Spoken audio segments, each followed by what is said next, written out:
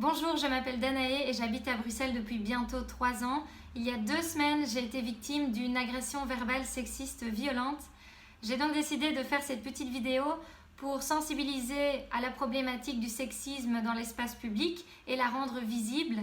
Je vais partager avec vous mon agression et vous expliquer comment elle a été traitée par les services de police et ce que vous pouvez faire si un jour vous êtes dans le même cas que moi. J'ai été agressée alors que j'étais à vélo. Je montais la grande côte entre la station de métro Rogier et la station de métro Botanique. À un moment, un homme est passé sur ma gauche et a commencé à me frôler et puis à me regarder de manière très insistante et puis à m'aborder avec des bonjours, ça va, d'une façon très salace. Ensuite, il a continué, il s'est placé devant moi, m'a bloqué un petit peu le chemin et a continué à insister. En tant que femme, on est vraiment confronté à ça tous les jours à Bruxelles. Donc j'en ai eu marre, j'ai fait un doigt d'honneur et j'ai continué mon chemin. Et c'est à ce moment que la personne a littéralement explosé. Dans sa conception mentale, je suis passée de jolies petites choses attirantes physiquement, inoffensives, silencieuses, à sale femme à détruire parce que lui peut m'importuner, mais moi je ne peux pas répondre, je ne peux pas me défendre. Et donc il m'a insultée de tous les noms possibles et imaginables, et des insultes typiquement sexistes.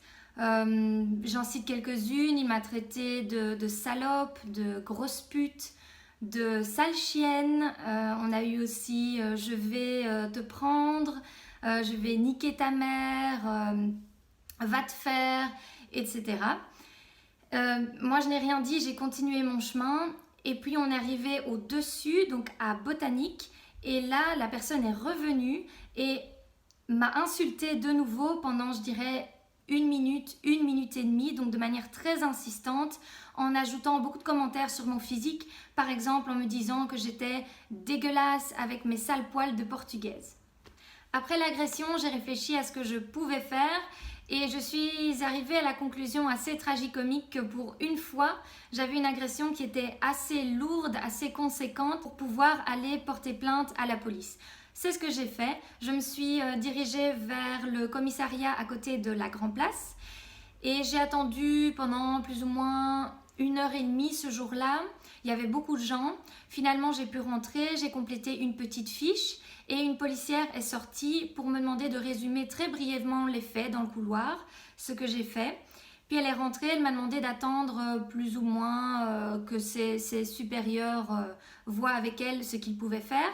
J'ai attendu environ 30 minutes et là elle est ressortie avec un visage un petit peu gêné et elle m'a dit que malheureusement il ne pourrait pas prendre ma plainte parce qu'il n'y avait aucune base juridique sur laquelle il pouvait s'appuyer. Et donc il ne pouvait pas faire d'audition et qu'il ne pouvait pas écrire de PV. Moi j'étais un petit peu troublée, je ne savais pas trop que répondre. Elle m'a invitée à sortir du commissariat.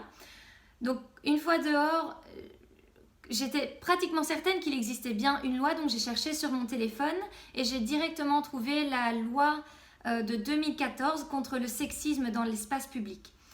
Alors j'ai tenté de rentrer à nouveau dans le commissariat.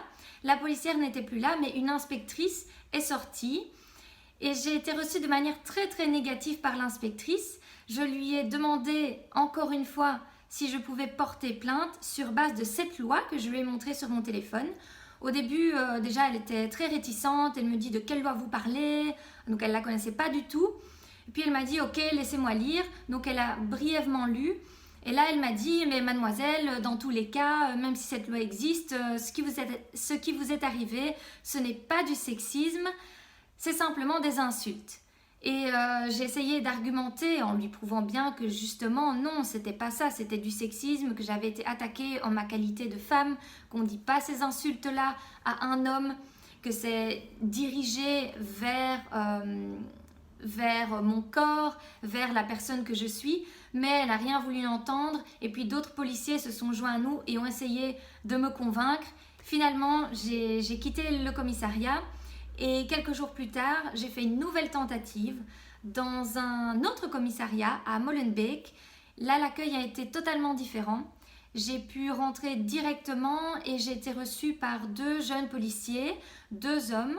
Ils m'ont écouté et ils ont eu tout d'abord une approche, l'approche de me dire: mademoiselle, on comprend bien, c'est vraiment grave, c'est pas du tout acceptable, mais vous savez, votre plainte, elle ne va aller nulle part. Le parquet ne va probablement pas l'instruire parce que vous ne connaissez même pas la personne qui vous a agressé. Et donc, j'ai expliqué que moi, ce qui m'importait, c'était vraiment d'entrer dans les statistiques et d'avoir une preuve écrite de ce qui m'était arrivé. Et ils m'ont dit: dans ce cas-là, pas de problème, ne vous inquiétez pas, on va vous faire une audition simplifiée et on va écrire un PV. Donc je voudrais vraiment remercier déjà les policiers de Molenbeek qui m'ont permis de porter plainte. Petite update concernant le premier commissariat dans lequel je me suis rendue. Il y a quelques jours, j'ai été contactée de nouveau. Une inspectrice m'a appelée personnellement et m'a expliqué que les policiers avaient commis une erreur, que j'étais bien dans mes droits et que la plainte aurait dû avoir été prise. Ils voulaient s'assurer que j'avais bien pu porter plainte dans un autre commissariat et ils m'ont informé que tous les policiers avaient reçu des brochures sur le sexisme. Selon la dernière enquête de Vie féminine, 98% des femmes ont déjà été victimes de sexisme dans l'espace public. Pour nous les femmes, toutes ces petites agressions, je pense qu'elles sont devenues presque normales. Elles sont banalisées, on les a presque intériorisées et donc on ne les dénonce même plus. Le message que je voudrais porter dans cette vidéo, c'est que justement, vous, en tant que femme, vous devez les rendre visibles. Parce qu'un problème qui n'est pas visible, c'est un problème qui n'existe pas. Nous avons absolument besoin de statistiques et de témoignages.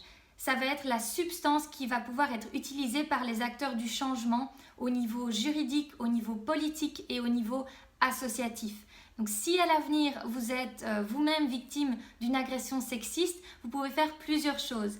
Bien sûr, allez tout d'abord porter plainte et insister, n'hésitez pas à montrer sur votre téléphone la loi de 2014 contre le sexisme dans l'espace public.